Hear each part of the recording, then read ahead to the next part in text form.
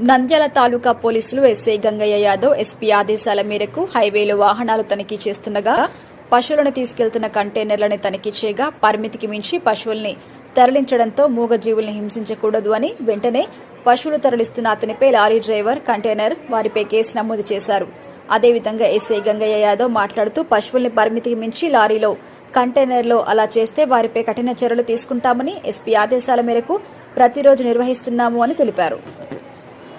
ఉన్నతాధికారుల ఉత్తర్వుల మేరకు హైవే మీద వెహికల్ చెక్ చేసుకుంటూ ఉండగా ఒక లారీ రావడం జరిగింది. ఆ లారీ చెక్ చేయగా పశువులు వెళ్తున్నాయి.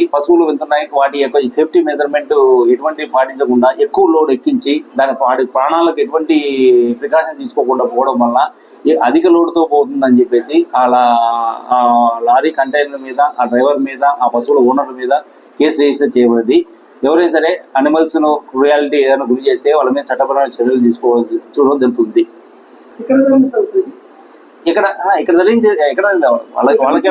ఇక్కడికి స్వచ్ఛత ఈ సేవలో భాగంగా ఆదివారం నంద్యాల పట్టణంలో రిటైల్ మర్చెంట్ యూనియన్ ఆధ్వర్యంలో ప్రతిజ్ఞా కార్యక్రమాన్ని నిర్వహించారు. నంద్యాల మున్సిపాలిటీ ఆధ్వర్యంలో నిర్వహిస్తున్న స్వచ్ఛత మీ సేవలో భాగంగా ఆదివారం పట్టణంలోని వర్తక వ్యాపార సంస్థల యజమానులతో సమావేశం నిర్వహించి వారు పాటించాల్సిన నిబంధనల గురించి వివరించారు. వ్యాపారస్తులు తమ షాపులను శుభ్రంగా ఉంచుకొని పరిసరాల శుభ్రత పాటించాలని ప్రతిజ్ఞ చేయించారు.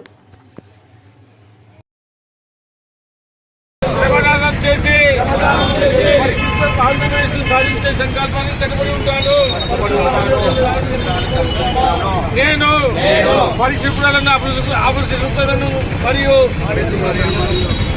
వారి శుభ్రం చేస్తున్నాను. అందరికంటే ముందు నేను నా కుటుంబాన్ని ఏ దేశమైనా పరిశుభ్రత కనిపిస్తుందంటే దానికి కారణము దాన్ని పరిశుభ్రంగా ఉంచుతారు. నేను నమ్ముతున్నాను.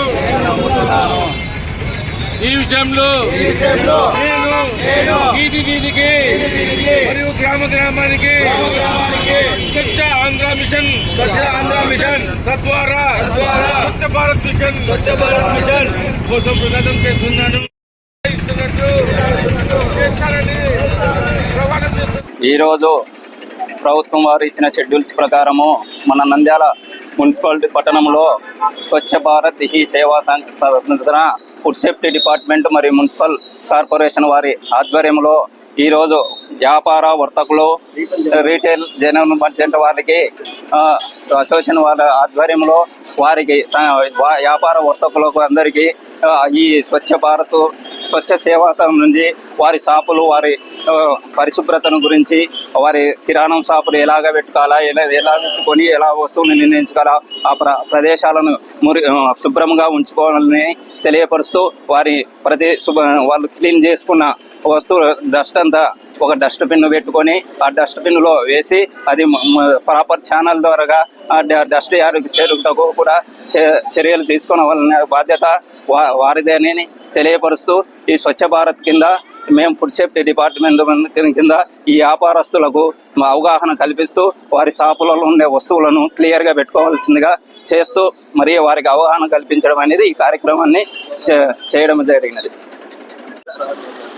రిటైల్ జనరల్ మర్చెంట్ అసోసియేషన్ తరఫున ఈరోజు స్వచ్ఛత హీ సేవ స్వచ్ఛందంగా నిర్వహించుటకు నంద్యాల జిల్లా ఫుడ్ ఇన్స్పెక్టర్ గారు, వెంకటరాములు సార్ గారు, వల్లి సార్ గారు, శివప్రసాద్ రెడ్డి శానిటరీ ఇన్స్పెక్టర్ గారు వీళ్ళందరూ మా సంస్థకు విచ్చేసి మాకందరికీ స్వచ్ఛత ఏ విధంగా ఉండాలా, ఏ విధంగా మనం ప్రవర్తించుకున్నారా, షాపుల దగ్గర ఏ విధంగా ఉండాలా, మన షాపులు ఏ విధంగా పరిశుభ్రతగా ఉండాలా, మన పరిసరాలు ఏ విధంగా పరిశుభ్రత ఉండాలా అనేది అవగాహన కల్పించినారు మా సభ్యులందరికీ.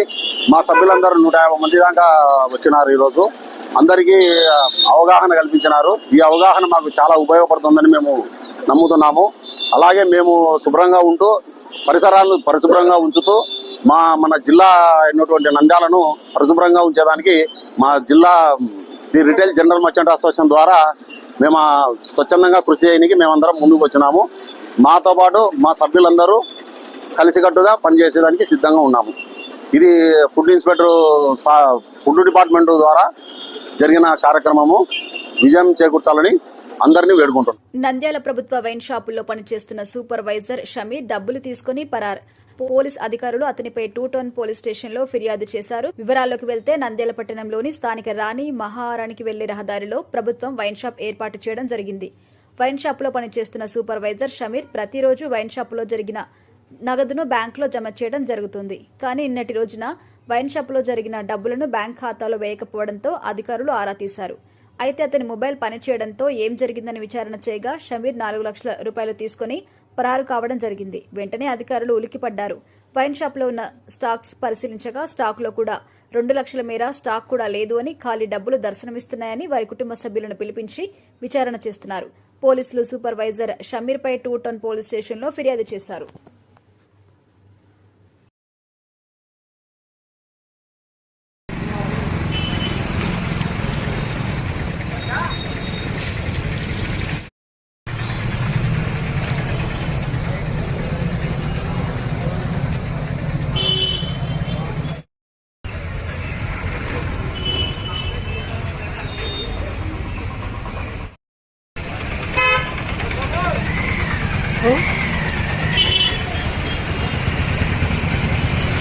నంద్యాల పట్టణంలో ఫుడ్ సేఫ్టీ అధికారులు వెంకటరమణ ఆకస్మిక సోదా చేశారు.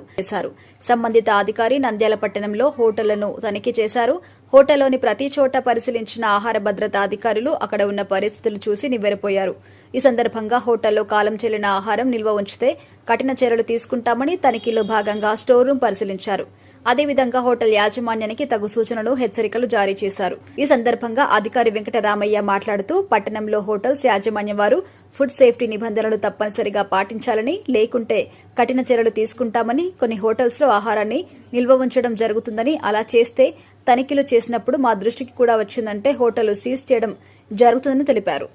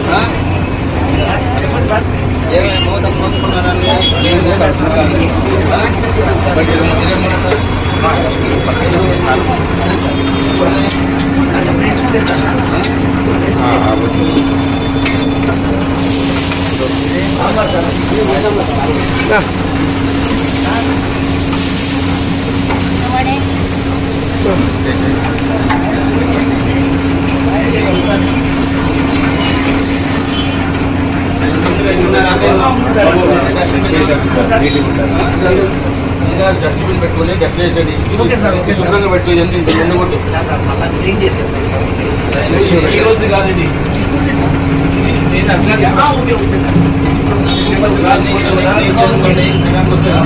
అదంతా ఖరాబ్ అవుతుంది అనమాట. పెట్టుకో ఆరోగ్యంగా మీకు వేస్ట్ ఎన్ని తీసేయండి. ఓన్లీ మీకు 10% మాత్రమే పెట్టుకోండి. వేరే చిన్న పెట్టుకుంటే దాంట్లో మీరు లేనప్పుడు భోజనం కానీ పైన కూడా క్లీన్ గా వైట్ వాష్ ఇలా పైన ఎప్పుడప్పుడు మూతలు పెట్టుకోండి. ఆయిల్ కూడా రిపీట్ చేయకండి. మీరు 3-4 టైంల కన్నా ఎక్కువ వాడకూడదు. మేము వచ్చే టీసీసీ రీడింగ్ ఇచ్చింది గవర్నమెంట్, దాని ప్రకారం చెక్ చేస్తాము. దాంట్లో దొరికినారంటే కేసులు అయితే మీ ఇష్టం చెప్తున్నా. ఇది ఎప్పటికప్పుడు ఇది క్లీన్ చేసుకుంటాం.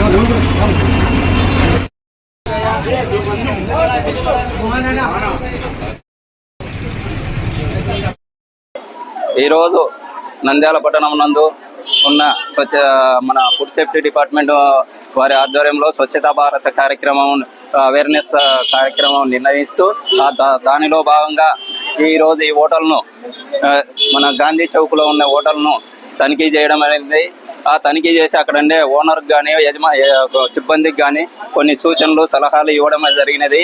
ఆయిల్ కూడా మనం రిపీట్ ఆయిల్ చేయకూడదని వాళ్ళకు కూడా హెచ్చరించడం అయినది. అంటే కాల్చిన ఆయిల్ కాల్చుతూ అది 3-4 సార్లు మాత్రమే వాడుకోవాలి. మాకు గవర్నమెంట్ వారు ఇచ్చిన టీపీసీ రీడింగ్ ప్రకారం కన్నా ఎక్కువ మోతాదులో వస్తే వారిపై కేసులు కూడా నమోదు చేయబడును. కాబట్టి కర్నూలు నంద్యాల పట్టణంలో ఉండే హోటల్ యజమానులు, రెస్టారెంట్లు వాళ్ళంతా తప్పనిసరిగా ఫుడ్ లైసెన్స్ కలిగి ఉండాలి. మరియు వారి మన సూచనలు కూడా FSSAI చట్టం ప్రకారం గైడ్ లైన్స్ అన్ని కూడా తెలుసుకోవాలి. ఎవరైనా ఆహార పదార్థాలు నిలవబెట్టి అమ్మకూడదు. మిగిలిన పదార్థాలు ఫ్రిడ్జిలలో పెట్టకూడదు. ఫ్రిడ్జిలో పెట్టినప్పుడు అవి మా దృష్టికి వచ్చినా, మా తరగతి వచ్చినా వారిపై కేసులు నమోదు చేసి మన అడ్జుడికేషన్ కేసులు మన జాయింట్ కలెక్టర్ గారి వారికి ఫైన్ ద్వారా కేసులు నిర్వహించబడును. అందువల్ల కాబట్టి హోటల్ యజమానులు అయితేనేమి, రెస్టారెంట్ యజమానులు అయితేనే వండిన పదార్థాలను ఫ్రిడ్జిలో ఉంచకుండా చూసుకొని ఏ రోజుకు ఆ రోజు తయారు చేసుకొని వేడి పదార్థాలు మాత్రమే ప్రజలకు అందించవలసిందిగా కోరుచున్నాను. నంద్యాల చాపురేవుల గ్రామం పొలాలలో పొట్టేలు మంద చూసిన దొంగలు ఆటోలో పొట్టేలును తీసుకుపోతుండగా అతనిపై దాడి చేసి మేకల పోతును తీసుకుపోతున్నట్టుగా వెంటనే స్థానికులు ఆటోను ఆపి డ్రైవర్ను పట్టుకుని తాలూకా పోలీస్ స్టేషన్లో అప్పగించారు. ఈ సందర్భంగా మేకల మంద కాపలాదారుడు మాట్లాడుతూ, మేము గ్రామ పొలాల్లో పొట్టేలు మందును మేతకు తీసుకెళ్లడం జరిగిందని, కొంతమంది వ్యక్తులు రాత్రిపూట పొట్టేలను ఎత్తుకుపోవడం జరుగుతుందని, మమ్మల్ని కత్తులతో బెదిరించడం చేస్తున్నారని, ఇప్పటికైనా పోలీసు అధికారులు అటువంటి వారిపై కఠిన చర్యలు తీసుకోవాలని ఆవేదన వ్యక్తం చేశారు.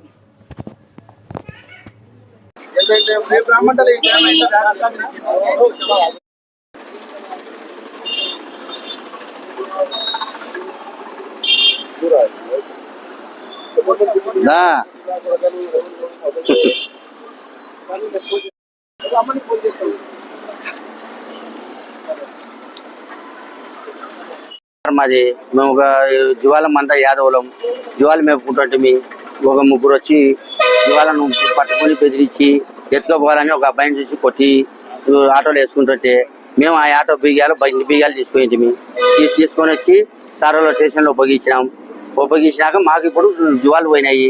వాడు సవాల్ చేసిపోయినాడు, మేము మత్స్సు ఎత్తుకపోయినా ఇప్పుడు కూడా ఎత్తుకపోనికి వచ్చినా ఆ జ్వాలు ఆటోలో వేస్తారా మిమ్మల్ని చంపాలనా అన్నాడు. అంటే మేము మా పిల్లోళ్ళు వేరే వాళ్ళ మధ్యాహ్నం దావన పోయి మనిషి రచించి పోయినాడు వాళ్ళను అరిచి. అందుకు మేము అందరం కలుసుకొని వచ్చి స్టేషన్ సారోళ్ళ కాడికి వచ్చేసినాం. నా పేరు మేము కంపచెట్లలో ఉంటే మేపుతున్నాం సార్. ఈయన వెనకాల ఉన్నాడు, మేము ఉండరన్నా. వాళ్ళు వచ్చి వీళ్ళ పిల్లనే వాళ్ళు వచ్చారు. తర్వాత వాళ్ళు వచ్చి దుంకి నన్ను కొట్టి జీవాలని ఎత్తుకోని ట్రై చేసినాం సార్. మేము బండి తాళాలు తీసుకున్నాం అంతే సార్. సంపుదాగా నింపుతా ఉంటాం, కొట్టినారు నన్ను సంపుదాగా నింపుతా ఉంటాం. కంపచెట్లలో దగ్గర సార్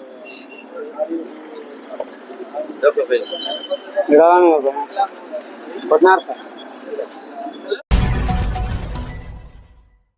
ముస్లింలకు అంజుమన్ సంస్థ అందిస్తున్న సేవలను వినియోగించుకోవాలని సంస్థ అధ్యక్షులు NMD ఖుద్దూస్ పేర్కొన్నారు. వారం అంజుమన్ సంస్థ ఆధ్వర్యంలో అంజుమన్ షాదీఖానాలో 8 గంటలకు వివాహం జరిపించారు. అనంతరం వధువు తల్లికి 50,000 రూపాయల చెక్కును అందజేశారు. ఈ సందర్భంగా NMD ఖుద్దూస్ ఇనాముల సంఘం అధ్యక్షులు అంజద్ భాషా మాట్లాడుతూ, పేద ముస్లిం యువతుల వివాహానికి అంజుమన్ సంస్థ సంవత్సరాలుగా చేయూత అందిస్తుందని, ముస్లిం యువతులకు వివాహం జరిపించే తల్లిదండ్రులకు 50,000 రూపాయల నగదును అందజేయడం జరుగుతుంది అన్నారు. సంవత్సరంలో 2 సార్లు సామూహిక వివాహాలు జరిపించి డబ్బులు అందజేయడం జరుగుతుందని, ఈ కళ్యాణంలో ఎన్ని జంటలు వచ్చినా వారందరికీ వివాహం జరిపించే 50,000 రూపాయలు అందజేయడం జరుగుతుందని, ఈ రోజు 8 గంటలకు వివాహం జరిపించి 4 లక్షల చెక్కులను అందజేయడం జరిగింది అన్నారు. అంజుమన్ సంస్థ తరఫున ఉచిత వివాహాలు జరుపుతున్నాము. అంజుమన్ సంస్థ కేవలం మైనార్టీల అభివృద్ధి కోసం ఏర్పడింది కాబట్టి నంద్యాలలో నివసించే మైనార్టీ సోదరులు అందరినీ కోరేది ఏమంటే, అయ్యా అంజుమన్ సంస్థ మైనార్టీ అభివృద్ధి కోసం ఉంది. మైనార్టీలలో పేదరికం ఎక్కువ కాబట్టి పేదరికాన్ని పారద్రోలాలని వాళ్ళ ఉండే యువతి యువకులకు ఉచిత వివాహాలు చేయాలని అంజుమన్ సంస్థ నిర్ణయించింది. ఒక్కొక్క వధువుకు 50,000 రూపాయలు ఉచితంగా అంజుమన్ సంస్థ ఇవ్వడం జరుగుతుంది. కాబట్టి ఈ సదవకాశాన్ని ప్రతి ఒక్క పేదరికంలో ఉండే మైనార్టీ తల్లిదండ్రులు దీన్ని ఉపయోగించుకొని వాళ్ళ ఇళ్లలో కానీ వాళ్ళ పక్క ఇళ్లలో కానీ ఉండే మైనార్టీ పేదరికంలో ఉండే యువతులకు ప్రోత్సహించేది. అయ్యా అంజుమన్లో పెళ్లి జరుపుకుంటే 50,000 రూపాయలు ఉచితంగా ఇస్తారు. ఇది పెళ్లి ఖర్చులకు మనకు ఉపయోగపడుతుంది. కాబట్టి ప్రతి ఒక్కరు దీన్ని ఈ అవకాశాన్ని సద్వినియోగం చేసుకోవాలని అంజుమన్ సంస్థ తరఫున, అంజుమన్ సంస్థ ప్రతినిధుల తరఫున నంద్యాల ప్రజలకు నేను విజ్ఞప్తి చేస్తున్నాను. ఈ సంస్థ అంజుమన్ సంస్థ నంద్యాల మైనార్టీ అభివృద్ధి కోసం ఏర్పరిచింది కాబట్టి దీని అభివృద్ధి కోసం ప్రతి ఒక్కరూ పాటుపడాలని, అంజుమన్ సంస్థ ఇంకా ఇటువంటి సంక్షేమ కార్యక్రమాలు ఇంకా ఎక్కువ జరపాలని ప్రతి ఒక్కరిని ఆకాంక్షిస్తూ సెలవు తీసుకుంటున్నాను. अस्सलाम वालेकुम रहमतुल्लाहि व बरकातहू।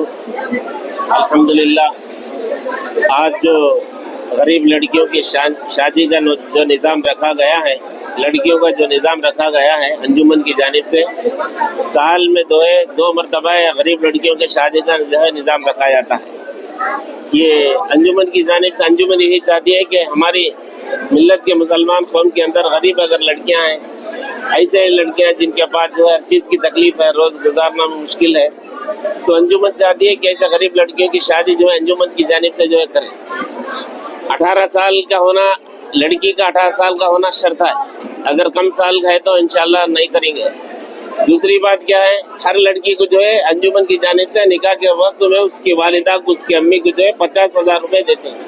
छोटी रकम नहीं है, मामूली रकम नहीं है, बहुत बड़ी रकम है। देखो 50,000 रुपये एक लड़की को जो है दी जाती है।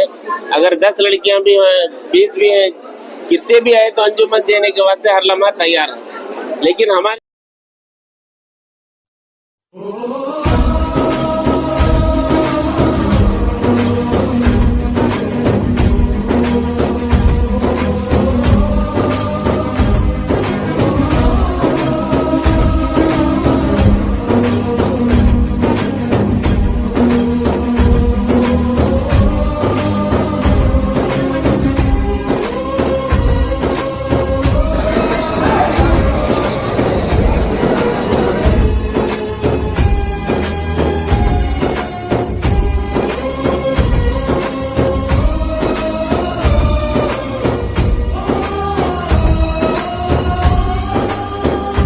ఆంధ్రప్రదేశ్ రాష్ట్ర న్యాయశాఖ మరియు మైనార్టీ సంక్షేమ శాఖ మంత్రి వర్యులు ఎన్ఎండి ఫారూక్ పిలుపు మేరకు కర్నూలు మేల్కి యూనియన్ తరపున చైర్మన్ జస్వి Jaganmohan Reddy, board director Gangula Vijayasimhareddy, Raghuswamy Reddy, managing director G Pradeep Kumar, ఇతర డైరెక్టర్లు Sirivella Subbarayudu, U Ramana, auditor S Subrahmanyam ఆధ్వర్యంలో 20 లక్షల రూపాయల చెక్కును విజయవాడ వరద బాధితులకు ఆంధ్రప్రదేశ్ రాష్ట్ర న్యాయశాఖ మరియు మైనార్టీ సంక్షేమ శాఖ మంత్రివర్యులు ఎన్ఎండి ఫారూక్ కి అందజేశారు. ఈ సందర్భంగా వారు మాట్లాడుతూ, ఆంధ్రప్రదేశ్లో వరదలు రావడం చాలా బాధాకరమైన విషయమని, చాలా మంది ప్రజలు నిరుపేదలుగా మిగిలారని, వారి కోసం మా వంతు సహాయార్థం ఈ 20 లక్షల అమౌంట్ ని సీఎం రిలీఫ్ ఫండ్ కి అందజేస్తున్నామని తెలియజేశారు. అనంతరం ఎన్ఎండి ఫారూక్ వారిని అభినందించడం జరిగింది. అందరూ ఇలా ముందుకొచ్చి తమ వంతు సహాయ సహకారాలు వరద బాధితులకు అందించాలని పిలుపునివ్వడం జరిగింది.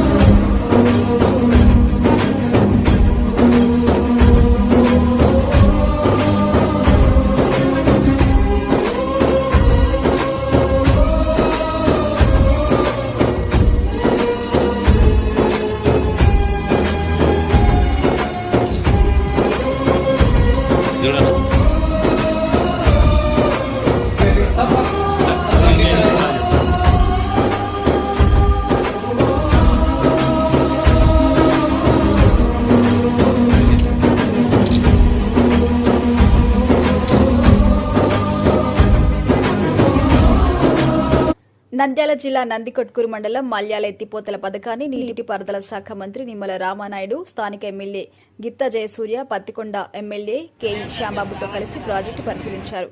మంత్రికి అధికారులు ప్రాజెక్టును గురించి, ప్రాజెక్టు ప్రాధాన్యత వివరించారు.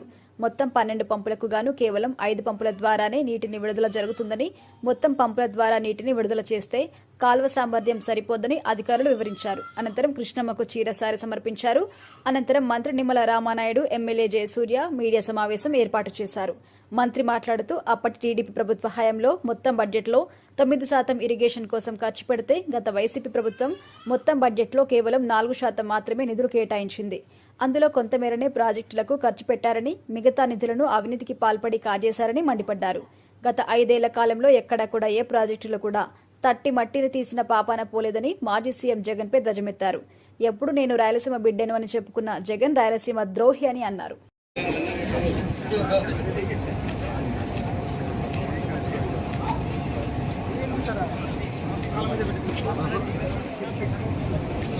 ఎన్నికరాండి సెల్ ఫోన్లు ఎన్నిక తీయండి. కొంచెం మంత్రి గారు కనపడాలా, మంత్రి గారు కనపడతారు చూడండి.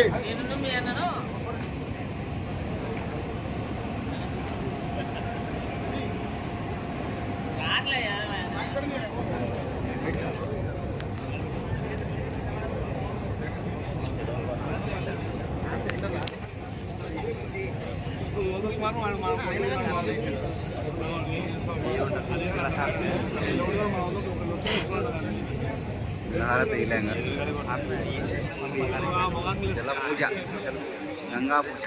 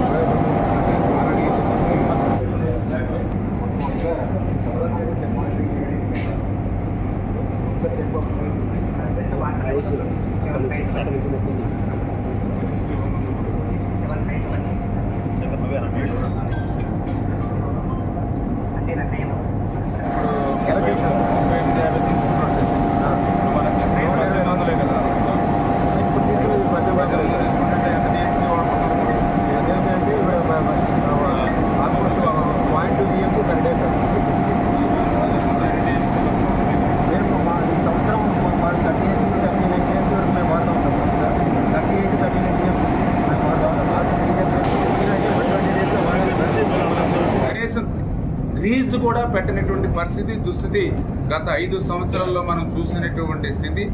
అన్నమయ్య లాంటి ప్రాజెక్టు కొట్టుకుపోతే మరి దగ్గర 8 ఊర్లు తుడిచిపెట్టుకుపోతే దగ్గర 52 మంది మరి ఆ రోజు మరి చనిపోతే కనీసం ఆ రోజు ఉన్నటువంటి రాష్ట్ర ముఖ్యమంత్రిగా కనీసం అడుగు పెట్టి ఆ రోజు వాళ్ళని పరామర్శించడానికి దగ్గరికి రానిటువంటి పరిస్థితి ఆ రోజు మనం చూసాం. కానీ ఈరోజు ఒక ప్రజాప్రభుత్వం, ఒక ఎన్డీఏ ప్రభుత్వం ఉంది. గత ప్రభుత్వం చేసినటువంటి తప్పులతోటి ఈవేళ ఏదైనా అటువంటి ఫ్లడ్స్ కానీ ఏదైనా అటువంటి ప్రమాదం ఏర్పడితే ఈరోజు ముఖ్యమంత్రి కూడా ఎట్లా పనిచేస్తూ ఉన్నాడు. మొన్న ఏదైతే విజయవాడ మరి కృష్ణానదికి వరదలు పొంగి పొర్లితే మరి 10 రోజులు బస్సుల్లో పడుకొని మరి 10 రోజుల్లో మళ్ళీ అక్కడ ఉన్నటువంటి పరిస్థితులన్నింటి కూడా ఏ రకంగా ముఖ్యమంత్రి చక్కదిద్దారో మనందరం కూడా చూస్తూ ఉన్నాం. అంటే ఒక ప్రజా ప్రభుత్వానికి మరి ఏదైతే రాక్షస ప్రభుత్వానికి ఉన్నటువంటి తేడా అదే ఒక ఉదాహరణ అని చెప్పి తెలియజేసుకుంటూ మరి అందులో భాగంగా ఏ రోజైతే పర్టికులర్గా రాయలసీమ కూడా, ఎందుకంటే జగన్మోహన్ రెడ్డి నేను రాయలసీమ బిడ్డను అని చెప్తూ ఉంటాడు. కానీ వాస్తవంగా మాట అనడానికి కూడా ఆయనకి నైతిక హక్కు లేదు.